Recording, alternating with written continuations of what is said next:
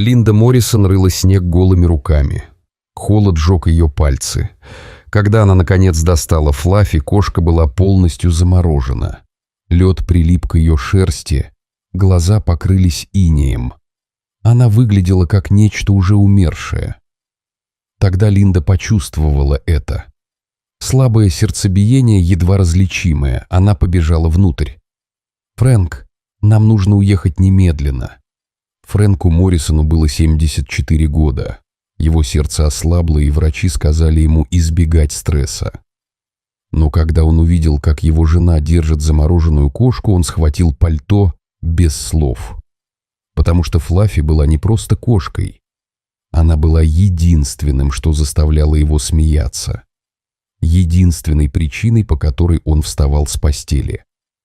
Фрэнк вспомнил первую зиму, когда они привезли Флаффи домой. Она была всего лишь котенком, вся в шерсти и с характером. Однажды вечером они сидели на веранде, когда пошел первый снег, наблюдая, как она хлопает лапками по падающим снежкам. «Посмотри на тебя», — смеялся он, когда она прыгала и вертелась, пытаясь поймать их. «Маленький охотник». Она посмотрела на него своими яркими глазами, снежинки таяли на ее носике, и он понял, что эта кошка его. Теперь, спустя 3 года, эта же кошка лежала замороженная в руках его жены. Поездка в ветеринарную клинику в Калиспелле заняла 15 минут. Фрэнк держал Флаффи все это время, завернув ее в одеяло, прижав к груди. Линда везла молча, украдкой посматривая на мужа. Его руки дрожали не от холода, а от страха. На полпути Фрэнк наклонился к замороженному ушку Флаффи. «Ты держала меня, прошептал он. «Каждый день, теперь моя очередь». Глаза Линды помутнели от слез, но она продолжала ехать. Когда они прибыли, доктор Джеван Кларк только взглянул на Флаффи, и его лицо застыло. Он уже видел гипотермию, обмороженные лапки, замороженные уши, животных, вытащенных из снежных заносов. Но такого он никогда не видел. Флаффи была уже не кошкой. Она была ледяным блоком, похожим на кошку. Нормальная температура тела кошки – 38,3 градуса Цельсия. Термометр клиники показал 32 градуса Цельсия. Когда они проверили Флаффи, он ничего не показал. Ее температура опустилась ниже того, что могла измерить аппаратура. По всем медицинским стандартам она должна была быть мертва. Один из техников посмотрел на доктора Кларка. В воздухе повис вопрос, есть ли смысл. Доктор Кларк посмотрел на Флаффи, затем через окно на приемную, где сидел старик, сутулящийся в пластиковом кресле. Его жена держала его за руку, и оба они смотрели в дверь, как будто весь их мир был за ней. Он заметил слабое облачко, которое начало образовываться на металлическом столе под носом Флаффи. Она все еще дышала. «Разогреть ее», — сказал он, — «все, что у нас есть». 2 часа молчания. Теплые грелки с водой, подогретые полотенца, фены, которые держали в нескольких сантиметрах от замороженной шерсти. Команда менялась по очереди, оттаивая кошку, которая не показывала признаков жизни. В приемной Фрэнк и Линда сидели бок о бок. Они молчали. Линда держала его руку, она чувствовала его пульс, нерегулярный и слишком быстрый. Ей было страшно за Флаффи, и ей было страшно за него. Каждый раз, когда дверь открывалась, они замирали, вглядываясь в лицо того, кто входил. Каждый раз это были чужие новости. Прошел час. Термометр все еще не мог измерить ее температуру. Один из техников снова посмотрел на доктора Кларка. «Мы просто греем тело?» Доктор Кларк не ответил. Он подкорректировал грелку и продолжил. Через 90 минут лед растаял.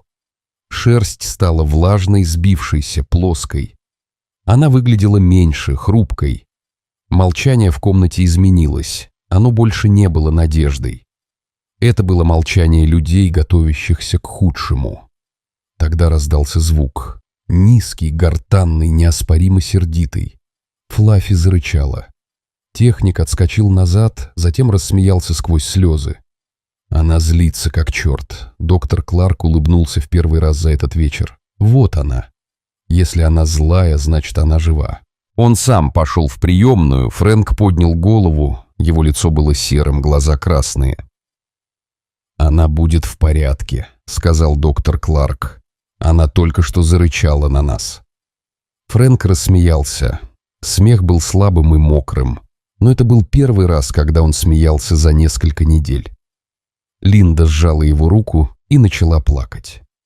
В следующие несколько часов ее температура поднялась. Команда следила за показателями. 34 градуса Цельсия, затем 36 градусов Цельсия, потом 37 градусов Цельсия. Но Фрэнк и Линда не смотрели на мониторы. Они смотрели на Флаффи. Как только ее лапка подергалась, Линда схватила руку Фрэнка. Когда ее глаза открылись, он выдохнул, не зная, что держал дыхание. К полуночи она была стабильна. Утром ее выписали, и она вышла, как будто весь этот ужас был просто плохим сном. Но один вопрос оставался. Как Флаффи оказалась замороженной в снежной куче в 6 метрах от дома? Она знала эту территорию. Она знала, где укрыться. Врачи нашли царапины на ее задних лапах. Может быть, это было нападение, может быть, падение. Но они так и не узнали точно. Что-то помешало ей добраться до укрытия, когда температура начала падать к нулю. Клиника разместила 2 фотографии в Facebook. На первой Флаффи выглядела как замороженный призрак. Лед прилип к ее шерсти, глаза тусклые, едва узнаваемые. На второй, сделанной на следующее утро, она была чистой, пушистой и смотрела на камеру с выражением кошки, пережившей что-то и не в восторге от этого. Через 48 часов эти фотографии были поделены 100 тысяч раз. Флаффи, 3-летняя уличная кошка из Монтаны, стала самой известной выжившей в ходе полярного вихря 2019 года. Со всего мира стали поступать сообщения. Одно особенно запомнилось от женщины, борющейся с раком 4-й стадии. «Если ваша кошка могла выжить, — написала она им, — может быть, я тоже смогу».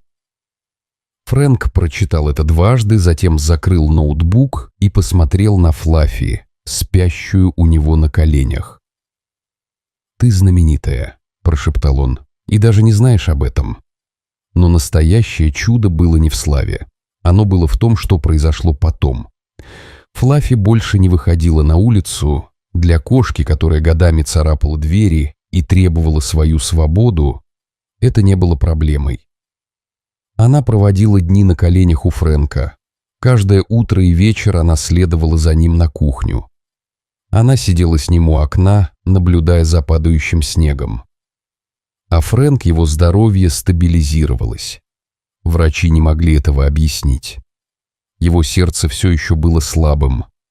Его показатели не изменились, но что-то сдвинулось. Он стал вставать с постели раньше. Он стал улыбаться чаще. Он перестал смотреть в пустоту. Первой ночью дома Флаффи не могла устроиться. Она ходила по спальне, мяукая. Когда Фрэнк лег, она забралась к нему на грудь и прижалась лицом к его шее. Линда никогда не видела, чтобы она так делала. Флаффи всегда была независимой и отчужденной. Теперь она была приклеена к Фрэнку. Если он шел в ванную, она ждала у двери. Если он шел на кухню, она следовала за ним на 3 шага позади. Линда поняла. Флаффи была одна в темноте, замерзшая, уверенная, что никто не придет.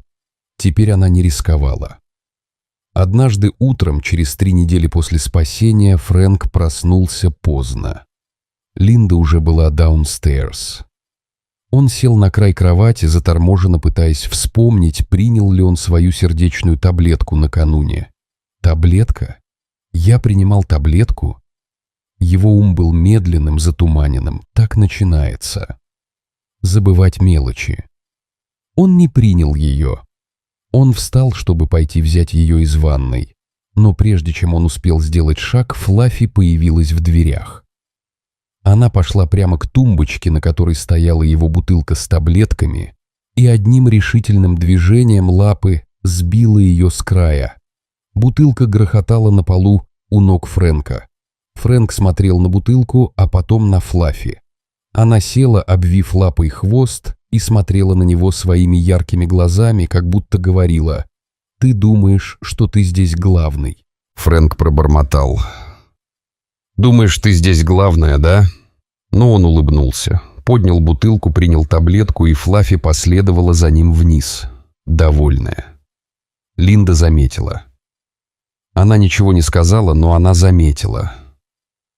Кошка, которая едва не погибла, теперь спасала жизнь Фрэнку. Эти Пасхи, впервые после того, как дети уехали, дом Моррисонов не казался пустым. Дети вернулись домой, внуки играли на полу, Фрэнк сидел у камина, Флаффи на его коленях, наблюдая за всем этим. Сообщения от незнакомцев продолжали приходить месяцами. Фрэнк никогда не отвечал. Ему не нужно было. Единственный зритель, который имел значение, урчал у него на коленях. Позже днем дочь Фрэнка, Сара, отозвала Линду в кухне. «Мама», — сказала она тихо, — «спасибо». Линда нахмурилась. «За что?» Сара взглянула на гостиную, где Фрэнк сидел с Флаффи и внуками. «За то, что нашла ее. За то, что спасла ее». Голос ее дрогнул. «Папа сдался. Я видела это в январе после визита к врачу. Он не говорил, не ел». Она замолчала. Линда сжала ее руку. «Я знаю». «Но он вернулся», — сказала Сара, вытирая глаза, — «благодаря этой кошке». 6-летний внук Фрэнка, Томми, потянул Линду за рукав. «Бабушка, почему дедушка так много смеется?» Линда посмотрела на Фрэнка. Он смеялся над чем-то, что сказал один из детей, его рука нежно гладила голову Флаффи. Глаза кошки были полузакрыты, она мурлыкала так громко, что это можно было услышать через всю комнату. «Из-за Флаффи, — сказала Линда мягко. Томми наклонил голову, сбитый с толку. «Кошка это сделала». «Кошка», — подтвердила Линда. «Она вернулась, и он тоже». Фрэнк поймал ее взгляд из другого конца комнаты. «Что?» — спросил он. Она улыбнулась. «Ничего. Просто рада, что ты здесь». Фрэнк посмотрел вниз на Флаффи, кошку, которая должна была умереть. Кошку, которая вернулась. Кошку, которая как-то вернула его к жизни тоже. «Да», — сказал он тихо, чешуя ее за ухом. «Я тоже». Необычное спасение Флаффи произошло 31 января 2019 года в ветеринарной клинике Калиспелла, штат Монтана, во время исторического полярного вихря. Температура ее тела упала так низко, что ее нельзя было измерить. Вирусные фотографии ее замороженного состояния и чудесного восстановления достигли миллионов людей по всему миру. Она полностью восстановилась и стала счастливой домашней кошкой. Какая чудо-история произошла с вашим питомцем? Поделитесь в комментариях. Спасибо за просмотр. До свидания.